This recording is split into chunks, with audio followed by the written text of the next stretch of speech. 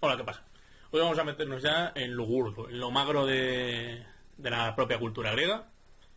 Y voy a hablar también un poquillo de algunas costumbres y de algunas cosas que eran comunes a todos ellos. Pues, el ejército, olimpiadas, etcétera.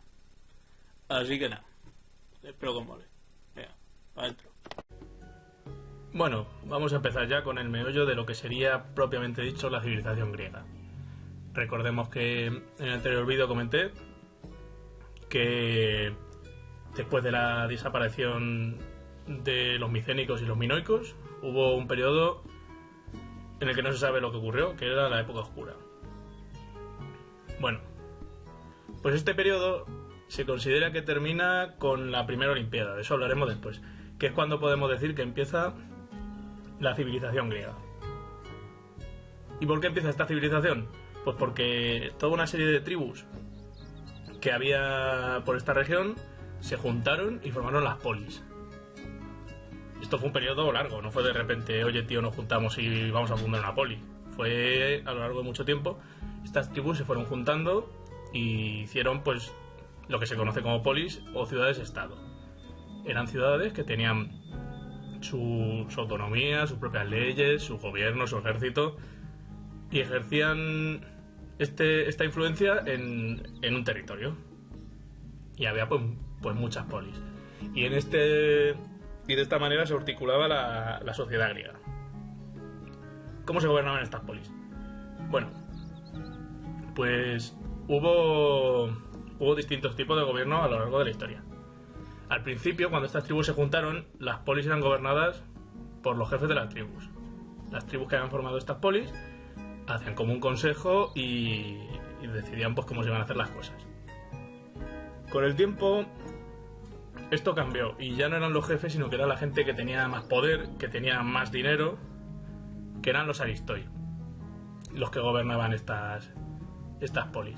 ¿Qué significa aristoi? Bueno, literalmente significa los mejores, y gobernaban en la aristocracia. De ahí viene la palabra aristocracia, que vendría a querer decir el gobierno de los mejores, porque bueno, pues los griegos consideraban que por tener más dinero pues era mejor.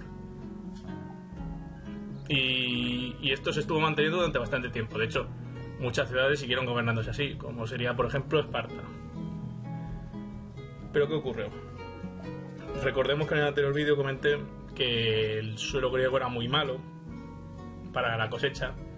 ¿Y qué pasa? Que según fue creciendo la población, cada vez había más gente, era más difícil alimentar a la gente. Esto ocasionaba que hubiese más pobreza y ocasionaba que hubiese una serie de problemas sociales que obligaron a ciertos cambios. Una de las medidas que se tomó fue lo de las colonias, que de eso voy a hablar ahora después. Otras ciudades, la principal fue Atenas, decidieron implantar otro sistema que era la democracia. ¿Qué es la democracia? Bueno, literalmente significa demos es pueblo y gracia es gobierno, sería el gobierno del pueblo. Que era un sistema mediante el cual todos los ciudadanos atenienses pues participaban en la política. En la práctica, ¿qué pasa? Que para ser ciudadano tenías que cumplir una serie de requisitos. Había que ser hombre, había que tener cierta edad, había que tener cierto poder había que tener cierta pasta. O sea, cualquiera no era ciudadano en la práctica. ¿Qué otras características comunes tenía la cultura griega? Bueno, pues entre otras cosas, el ejército. En esta época se implanta un ejército y un sistema de combate que sería parecido en todo el mundo griego, aunque bueno, luego había sus diferencias. ¿Por qué se caracterizaba? Pues por la forma en que combatían, porque en la mayoría de las ciudades cada soldado se tenía que comprar su equipo y esto hacía que fuese de un tipo de soldado o de otro. Esto era distinto en Esparta, pero bueno, de eso ya hablaremos en otros vídeos. ¿Y qué tipos de soldados había? Se podrían resumir en tres clases. La primera sería los soldados ligeros, a los que los griegos llamaban peltastas, que la mayoría eran mercenarios y llevaban su arco, su jabalina y no iban con mucha armadura. Luego estarían los jinetes, la caballería, que los griegos llamaban hipeis, que en un primer momento pues no serían muy importantes, sería sobre todo ligera y lo mismo, sería la mayoría de mercenarios o gente con pocos cuartos. Luego ya irían adquiriendo importancia.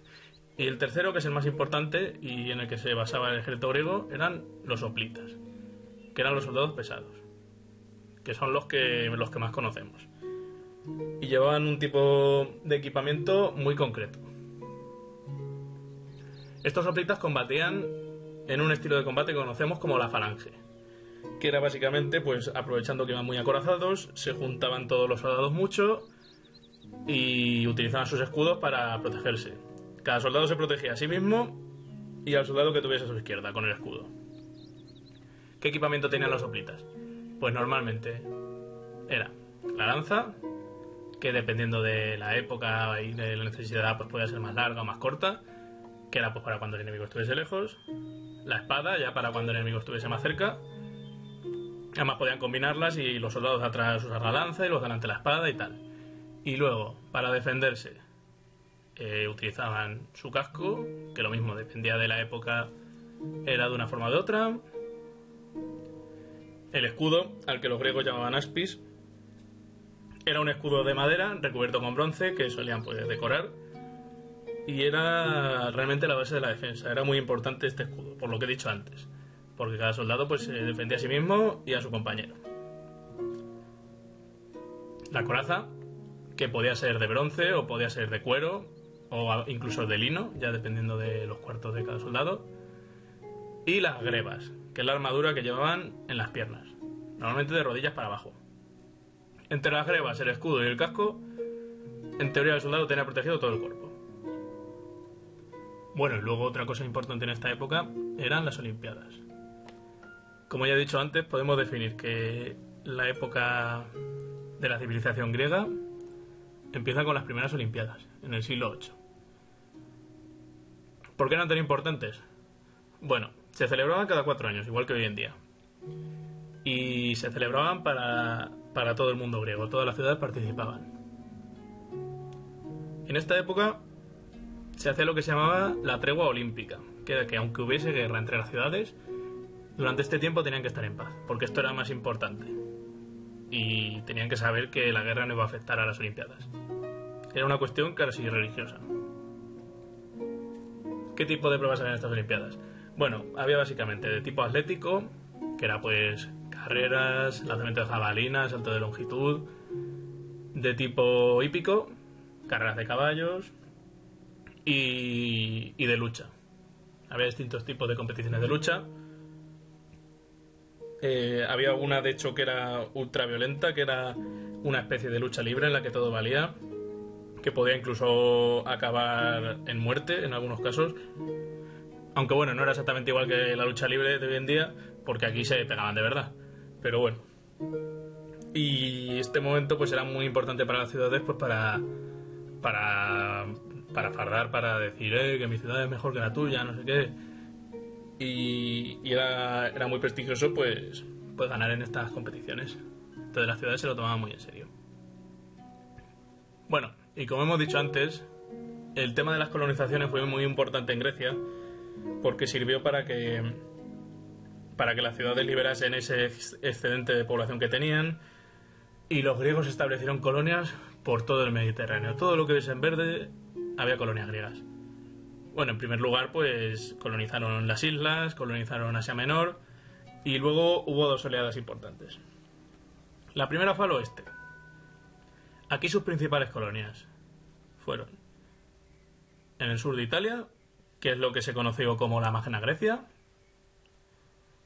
en el sur de la actual Francia, que en esa época era la Galia, en el norte de África, en Egipto y en Libia, concretamente, y en la península ibérica, en las zonas que actualmente son la Comunidad Valenciana y Cataluña.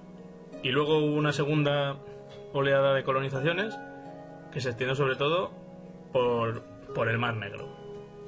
Todo alrededor del Mar Negro, ahí establecieron colonias. ¿Qué trajeron estas colonizaciones?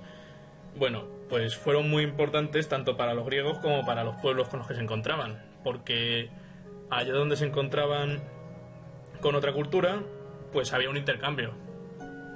Y además esta gente, que los griegos llamaban bárbaros, porque los griegos llamaban bárbaros a todo el que no hablaba su lengua, estos bárbaros adquirieron un montón de características, de costumbres y de ideas de los griegos, ¿quiénes fueron los principales pueblos con los que se encontraban?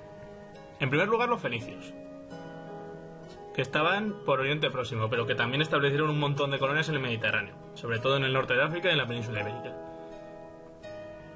Luego estaban también los etruscos, que era un pueblo que habitaba por la zona de Italia, y que también adquirieron un montón de costumbres y de gustos estéticos de los griegos. Por supuesto los egipcios, estos los conocemos, pues y con ellos a otros pueblos del norte de África. Los íberos en la península ibérica, que de hecho también imitaron mucho a los griegos en su forma de combate, en su forma de vestirse, incluso en algunos dioses. Pues se encontraron con pueblos celtas, como serían los galos, que también comerciaron bastante con ellos y también adquirieron ciertas costumbres propias de los griegos. Y en las colonias del Mar Negro tuvieron trato con tribus de las estepas, como podrían ser los escitas, que eran pueblos nómadas que vivían por allí. Luego había muchos más pueblos, pero estos serían pues los principales. Bueno, y de estos intercambios, pues de hecho surgían ciertas leyendas. Yo voy a contar ahora una que los griegos contaban en relación con la península ibérica, que es la leyenda de Pirene. ¿De qué habla esta leyenda? Bueno, pues esta leyenda tiene lugar en lo que ahora son los Pirineos, pero que en esa época era un terreno llano cubierto de bosque. No estaban para nada las montañas que había hoy en día. En estos bosques habitaba la ninfa Pirene. Y Pirene se enamoró del héroe Heracles, que es como los griegos llamaban a Hércules. En uno de sus viajes, Heracles pasó por allí, estuvo con Pirene, se juraron amor eterno, pero como era costumbre en los héroes griegos, Heracles la abandonó y se fue a continuar con sus trabajos. Porque en esa época estaba haciendo 12 trabajos, que esa es otra historia de la que hablaré otro día. ¿Qué ocurrió cuando Heracles se fue? Que le salió otro pretendiente a Pirene, pero este no le gustaba tanto. Este era Gerión. Gerión era un gigante monstruoso, era el rey de los Tartesos y tenía 3 cabezas, 6 brazos y 6 piernas. Gerión intentó raptar a Pirene. Cuando vio que ella no estaba por la labor, pues trató de raptarla y Pirene huyó y se escondió en los bosques. ¿Pero qué pasó? Pues que Gerión quemó esos bosques, los hizo quemar enteros, de arriba abajo. Y en esto que un águila vio lo que estaba ocurriendo y fue corriendo a avisar a Heracles. Heracles corrió, pero cuando llegó ya era tarde. Pirene estaba moribunda. Mientras la ninfa exhalaba su último aliento, Heracles le prometió venganza. Y se lanzó a combatir contra Gerión, a quien acabó matando. De hecho, le robó el ganado porque una de sus pruebas era robarle el ganado a Gerión, pero eso es otra historia. Y una vez había acabado con Gerión, Heracles decidió hacerle a Pirene un monumento que fuese acorde a su belleza y que se viese a kilómetros de distancia.